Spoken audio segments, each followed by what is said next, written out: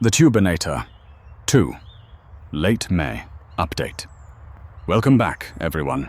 It is time for a quick update on the single seed potato challenge, here on the 24th of May, 2026. Our 3 separate pieces of the Tubernator Two are officially settled into their big buckets, and they are growing beautifully.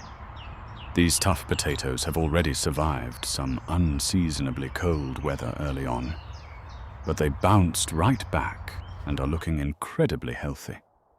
Now that they are putting on some serious growth, it's time to give them a little extra love. Today, I'm giving each bucket a good handful of potato fertilizer. I'll gently mix that into the top layer of soil to feed the plants.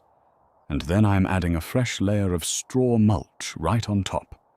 This extra straw is absolutely crucial right now.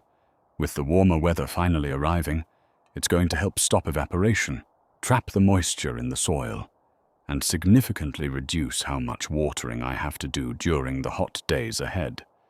To finish off today's job, we are giving the buckets a thorough watering to help wash that fertilizer right down to the roots.